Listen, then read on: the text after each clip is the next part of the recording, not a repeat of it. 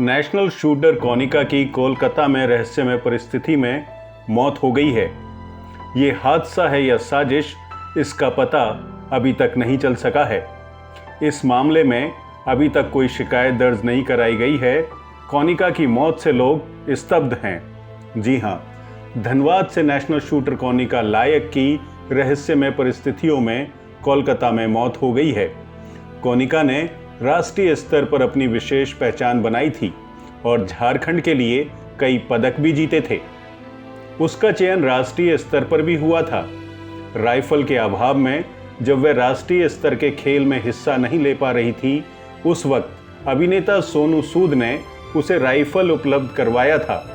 वर्तमान में कोलकाता में रहकर वो ट्रेनिंग ले रही थी। जानकारी के मुताबिक कोनिका की शादी भी तय हो गई थी और फरवरी में उसकी शादी होनी तय थी। घर में शादी की तैयारियां भी शुरू हो चली थीं। वर्तमान में कोनिका कोलकाता के बाली में रहकर जयदीप कर्मकार शूटिंग अकादमी में ट्रेनिंग ले रही थी।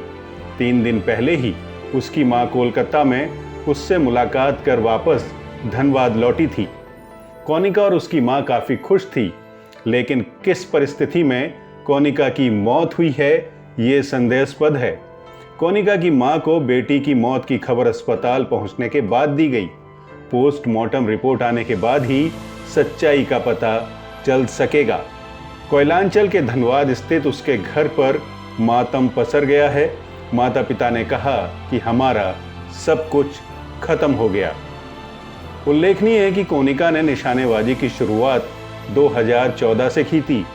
उसने बस्ता कोला में शूटिंग की प्रैक्टिस से अपनी जिंदगी की शुरुआत की थी। मध्यम वर्ग से आने वाली कोनिका धनबाद के धनसार में अपने परिवार के साथ रहकर अपने दोस्तों से राइफल उधार में लेकर शूटिंग की तैयारी कर रही थीं।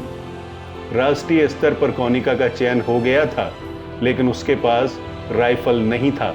उन्होंने सोनू सूद को ट्वीट कर और धनबाद के लोगों से मदद की गुहार लगाई थी। कोनिका की गुहार को सोनू सूद ने सुना, जिसके बाद धनबाद के और भी कई गणमान्य लोगों ने कोनिका की मदद की थी। 10 मार्च को सोनू सूद द्वारा मदद की घोषणा की गई और 24 जून को सोनू सूद ने जर्मन राइफल कोनिका को दिया। कोनिका काफ़ी खुश थी और अंतर्राष्ट्रीय स्तर पर अपना और देश का परचम लहराना चाहती थी।